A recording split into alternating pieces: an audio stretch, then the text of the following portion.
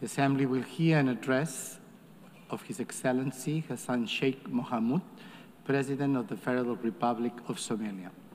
I request protocol to escort His Excellency and invite him to address the Assembly.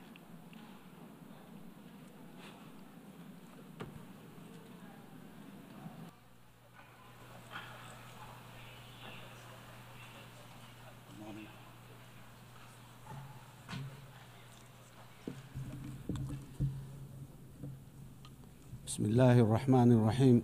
Your Excellency, Antonio Guterres, the UN Secretary General, Your Excellencies, Heads of States and Governments, ladies and gentlemen, it's a great honor and privilege to address the 80th UN General Assembly today at a time when our world is at a critical juncture.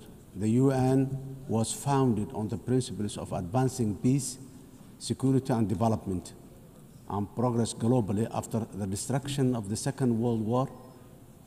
The UN is the embodiment of our common aspiration for a global governance anchored in international law, fairness, and equality. 8 years on, since the first UN General Assembly, we should have already been better together, not seeking to justify why we can't be better together today. Global challenges across the world, people, and indeed humanity as a whole, is challenged with existential obstacles and threats that we can resolve through dialogue, cooperation, unity, and shared purpose. Yet, instead of seeking to strengthen existing and future partnerships and enhancing social solidarity, to achieve this, we are in a world of adverse competition and increasing governance uncertainty, where we once strived to ask what's right under the international law. Today, we are witnessing the unapologetic rise of national might to settle disputes. This is a truly dark and dangerous path that threatens the hard-won, rules-based international order we collectively agreed on as UN member states. Excellencies, ladies and gentlemen, while we should be focused strategically on accomplishing the Sustainable Development Goals and leaving no one behind by 2030, the number of fragile states and populations living in poverty is increasing globally.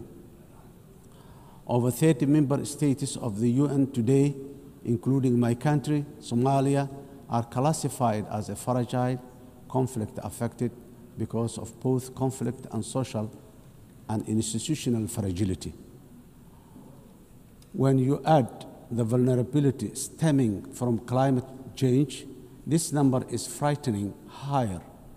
In addition to this, urbanization is rising at the fastest rate in the human history because of conflict, climate, and lack of economic opportunities in rural communities. Furthermore, food insecurity remains a persistent, deadly challenge affecting billions. According to the World Food Programme, 319 million people are facing acute hunger in 67 countries today. These stark and startling facts must give us all pause for reflection and thought. If we, as a community of nations, are serious about achieving common progress and prosperity for all, as envisioned in the Sustainable Development Goals, we must redouble efforts to strengthen multilateralism, solidarity, and shared action for all our people and planet. Excellencies, ladies and gentlemen, Somalia, as a broad non-permanent member of the United Nations Security Council, is working tirelessly to promote the ideals and the values of peace, stability, and shared opportunities across the world. We are actively working with all Security Council members and the wider UN membership to find solutions for peace in the Middle East, Africa, and Europe. Somalia remains deeply concerned by the continued suffering of the Palestinian people. The ongoing violence, displacement, and deprivation faced in the occupied territories, including Gaza, demand our collective conscience and urgent action. We call for an immediate and lasting ceasefire, unhindered humanitarian access, and renewed commitment towards the two-state solution as the only viable path for a just and lasting peace in the Middle East today. Somalia Security Council, Excellencies, ladies and gentlemen, Somalia is a unique history of decisively transitioning from conflict to a brighter socio-economic and political and security future.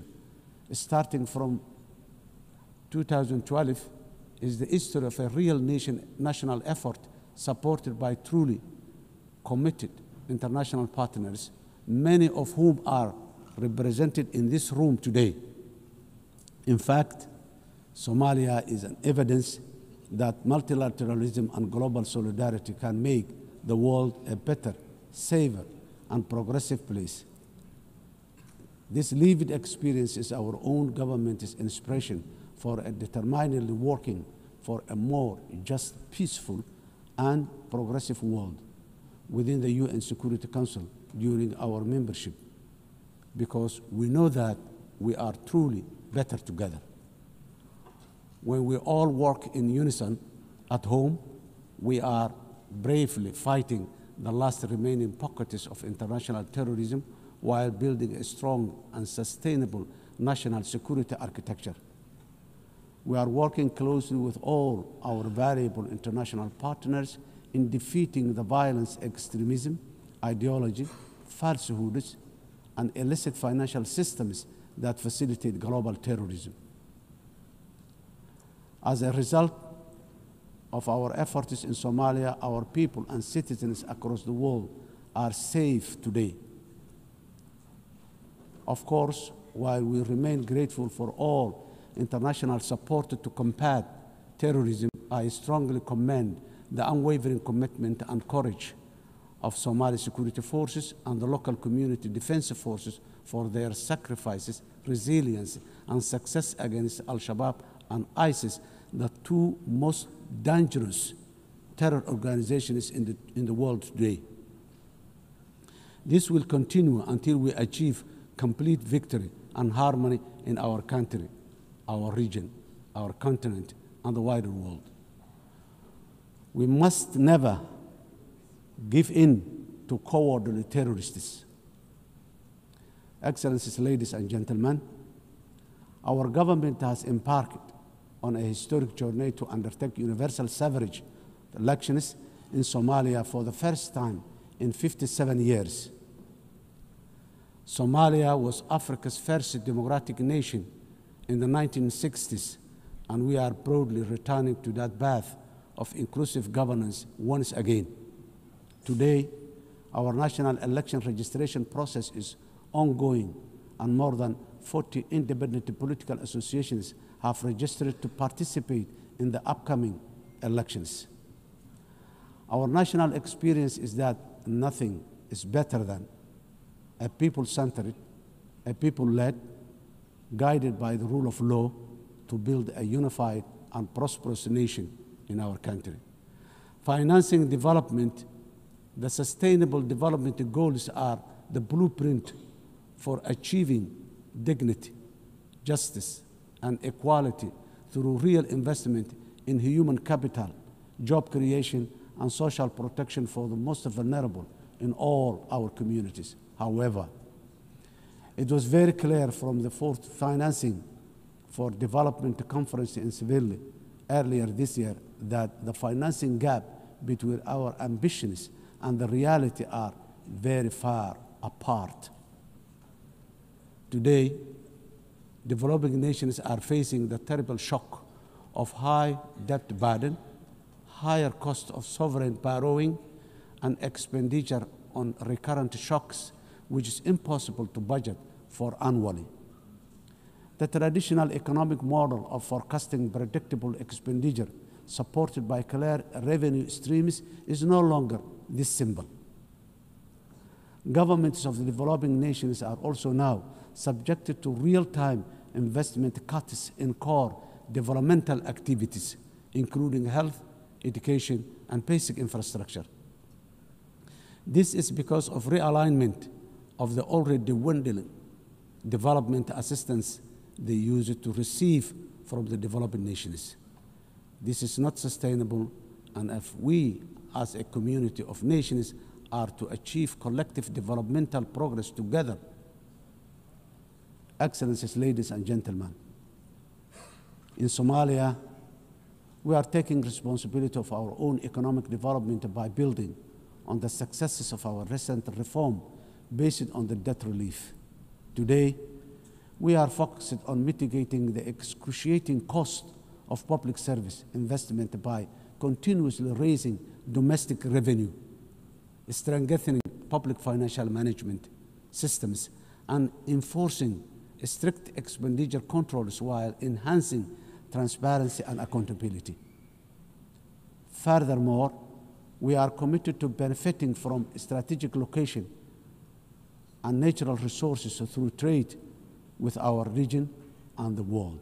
In line support of this ambition, Somalia has joined the East Africa Community and is ratifying the African Continental Free Trade Area policies and joining World Trade Organization. Process is going on very well. Climate emergency, we are also resolute in our commitment to combat the devastating impact of climate change in the most vulnerable communities, especially those who are unable to mitigate and adapt effectively.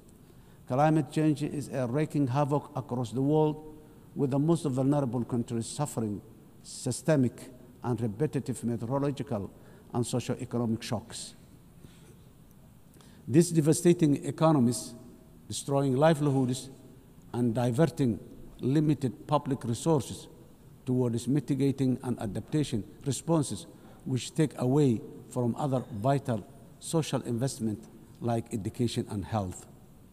The impact of climate change is forcing governments in developing countries, including my own, to make impossible financial trade-offs, which hamper our own aspiration for investing in resilience and development. Around 10% of the developing nations' budgets are diverted to responding to climate change. This needs to be addressed urgently through developed industrialized nations by meeting their financial obligations for climate crisis they continue to exacerbate. The climate crisis that continue to exacerbate. Excellencies, ladies and gentlemen, the resilient Somali people live with the climate crisis every day. For us, climate change is not an abstract. It is a horrible reality of disrupted and destroyed lives. Somalia's contributes almost nothing to global emission, yet we endure some of the harshest consequences. Droughts, floods, and rising seas erode livelihoods and displace families, threatening to undo the progress we are making towards peace and development. As a government, we understand that addressing the adverse impact of climate change is a global public good that requires strong partnership and genuine burden sharing. On our part, Somalia has adopted the National Climate Change Policy, updated our National Determined Contribution, and is preparing its first biennial transparency report. We are also developing a robust national climate finance strategy to guide how we mobilize and manage resources to address the challenge. To ensure these resources are used effectively, we have established the National Climate Fund, a dedicated institution to channel climate financing transparently and directly to the communities on the ground, to the communities on the ground. We are restoring degraded lands, strengthening water security, and piloting nature-based solutions that protect both people and ecosystems. Despite our efforts, accessing climate finance remains too slow and complex. As our government strengthens its domestic revenue capacity and initiates the process for pre-arranging disaster risk financing, we call for financial support that is accessible, affordable, predictable, and just from the international financing institutions and capital markets. Nations on the front line, like Somalia, cannot be left to face this crisis alone, unsupported by the dominant global financial architecture, which is not fit for the purpose in this age of great challenge. Excellencies, ladies and gentlemen, in conclusion, the 80th anniversary of the UN General Assembly is the best possible opportunity to take stock of our global achievement as far as our common commitments to sustainable development are concerned. We quietly transitioned from the Millennium Development Goals to now the Sustainable Development Goals. Now, I wonder, with the clock rapidly ticking very fast towards 2030, what the next acronyms of our global development aspirations will be. For us, being better together means common ownership, common responsibility, and genuine partner sharing on the global achievement of sustainable development through investment in a resilient and fair future for all. I thank you.